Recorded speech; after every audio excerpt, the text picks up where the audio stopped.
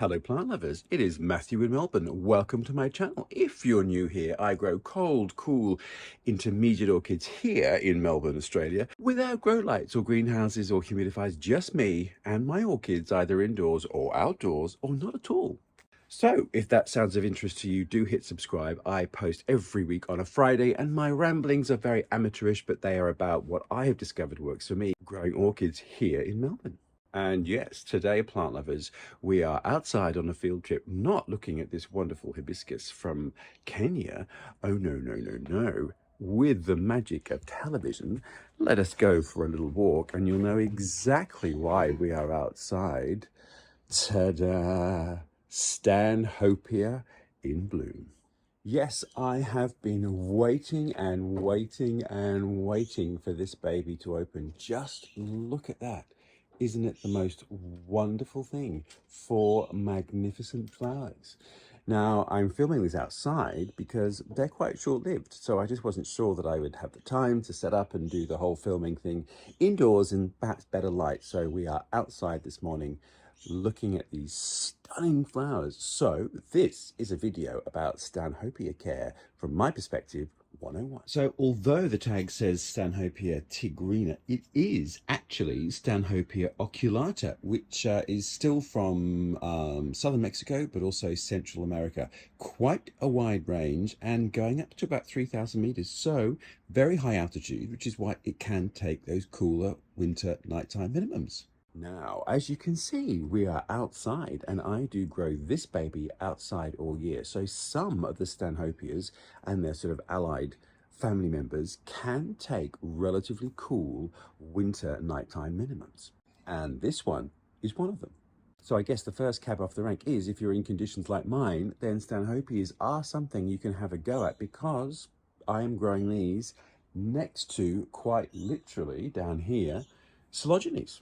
So name-wise, as I said, this particular one is from Mexico, and the Stanhopea part comes from the gentleman they were named after, who was the Earl of Stanhope, who in 1829 was president of the Medico-Botanical Society in London. So he is immortalized in Stanhopea. Some basic facts. As you can see, the thing about these orchids is the incredible pendulous inflorescence that comes down from the side or from the bottom of the plant, which is why you do have to have them suspended in something with plenty of space around the side and the bottom for the inflorescence, the flower spike, to come out of the side there. So generally they come out from the side or underneath from the pseudobulb. So that's one of the quirks in terms of how you've got to pot it and grow it. So if you can manage that, first of all, i.e. have something in baskets, which I can't indoors, but I can outdoors, then you can have a go at Stanhopeas. Now, they are epiphytes, as many orchids are, which means a free draining mix. Now, this is also an orchid that doesn't want to dry out. So what I have got in here is a lot of sphagnum moss. So as you can see, it's in a hanging basket suspended. So there's plenty of air movement, but plenty of warm air in summer and warmer ambient temperatures, which will dry out this medium really quickly. So the other thing about Stanhopeas, well, this particular one, and most of them, but not all, is that they don't want to dry out. So even in winter with this one, I do water it fairly regularly. I don't let it dry out completely. In winter, I do dial it down a bit, but in summer, I would be watering it sometimes every day if it's really warm, and probably every second or third day if it's like today, not going to be particularly warm, a bit overcast. But because it is hanging up and because it's free draining, it does drain out really quickly. So it's not particularly easy to overwater it, which is great. But yes, in winter, just dial the whole watering thing down. Then the other thing, allied to that, I guess, is fertilizing. Now, as with most of my orchids, I have a slow release fertilizer in the mix when I first potted it. Now, I also put a topical sprinkling of some slow release fertilizer pellets just on the surface in spring. And then throughout the growing season, so throughout the warmer weather, I use a liquid fertilizers or tonics of some description. So that's either an orchid specific liquid fertilizer or an all-purpose liquid fertilizer or something like a seaweed based tonic or even worm juice. And I dilute all of those down at least sort of 1/8, 1/10 of the recommended dose so that it's not as strong, but fairly frequent feeding. So potting wise, what I did with this basket, well, this particular one, I got a lot of sphagnum moss and I lined the sides and the base of the basket with sphagnum moss to sort of create a basket, but very penetrable, obviously, by the flower spikes should it need to poke its way through. And then I just filled that with a mix of medium-sized bark and perlite and a lot of sphagnum moss mixed in with that as well to retain moisture, but also obviously to allow drainage. Now, as you can see, there are slats at the base, which hopefully you can see there, perhaps not because it's dripping in moss, but anyway, it's very, very free draining. So if you have a seedling of this, then you could certainly grow it in a regular pot for the first couple of years just to grow on the plant until it's big enough. But probably when you start to get into year 3, perhaps 4, you might want to start putting it in a basket because you might be ready for the plant to flower and it won't bloom if it's in a contained pot, obviously. So that's something to bear in mind if you get a seedling of these. If you get a division, then you're much luckier. And you can kind of start right from a hanging basket from the word go. Now I did one of the other Stanhopeas I've got over here. I did grow from a seedling and I did have that in a pot for quite a few years. It's now in a basket. Might even bloom this year, who knows, it's big enough. So I'm filming this in February. It is late summer here in Australia and not particularly warm today, let me tell you. So generally Stanhopeas do flower in summer, but also through to autumn. So I've got 2 others. Fingers crossed, nothing's happening yet, but they're both big enough. I'll show you the other 2 plants in a minute. But this is the flowering season, and what a flower it is. Look at that, isn't it the most mad thing? It is like a triffid or a beast that's coming to get you. So dramatic, so amazing. I mean, the sun is not fully up yet. It's really early in the morning, so the fragrance hasn't really activated, but there is a sort of a vaguely vanilla-y, sweety smell about it. The flower looks as though it would have a foul fragrance, but it doesn't.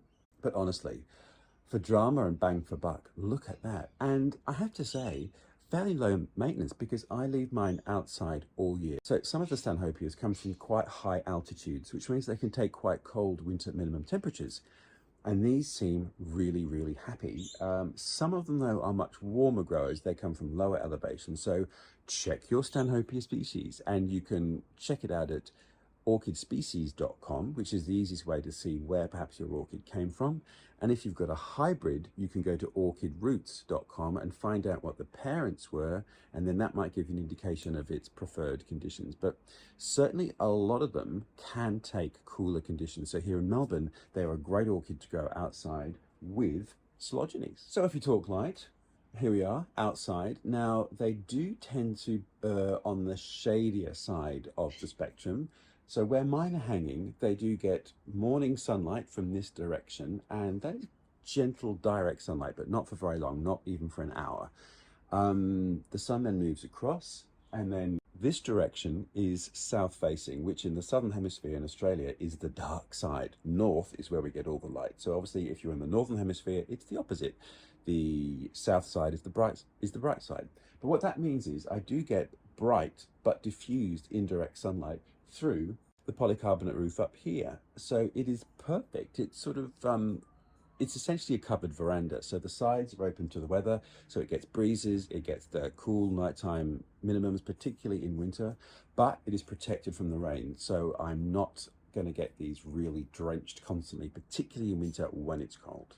So I would say if you had an unheated greenhouse, perhaps, if you're in a similar climate to mine, perfect. Or if you're in the same climate as me, outside, under cover. Or if you're somewhere colder, then somewhere where you can just keep the winter minimum above freezing. So now let's look at the flower, shall we? So this spike has got 4 blooms. It did have another bud here, which just didn't make it, but I'm not so disappointed with that. Look at the size. I mean, just the sheer scale of it, it's just massive. And the flowers really are dramatic. They have the most incredible colorings, massive sort of overscaled size, and they do look like a mad creature. They're the most incredible thing. And the oculata of the name is referring to these spots because the common name is the eye spot Stanhopea, which is appropriate enough. And oculata means eye-like. So there you go, eye-like dots. Mind you, if your eyes look like that, you might need to get more sleep and see a doctor.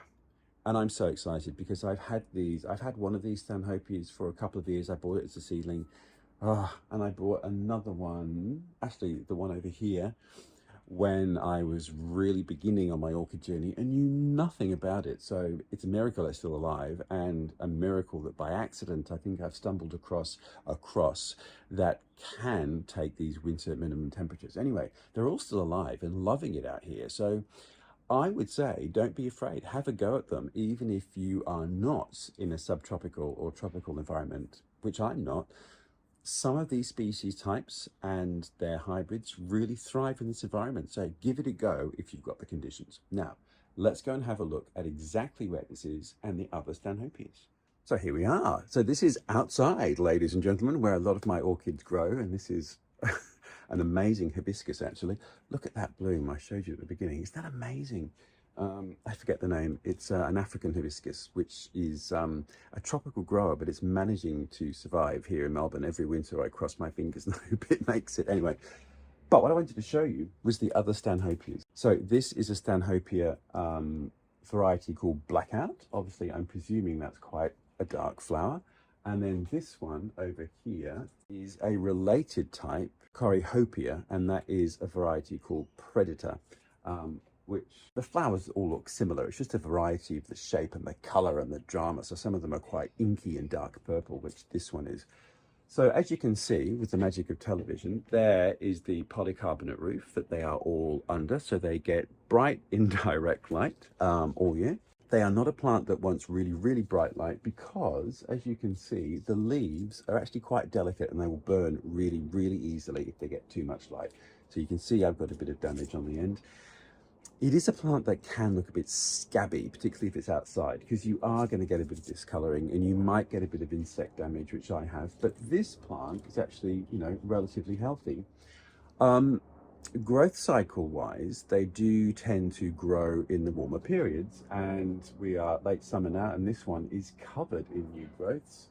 This other one is just maturing its new leaves, and the one that's in flower has got a single new growth coming up. So this is certainly the time. Now, these growths are going to be maturing in autumn. So often with most orchids, you'd be really dialing down the watering, particularly outside, but not with these. I want to keep them moist all the time.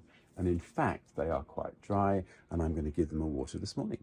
So growth-wise, as you can see, I'll come in and show you closely. They're essentially a pseudobulb like many other orchids, and we have a single leaf coming out of the top of that pseudobulb. So the flower spike is initiated from the pseudobulb, but comes down or out rather than up, as many orchids do, which is why you need some kind of potting system with very porous sides, big enough holes for that flower spike to come through.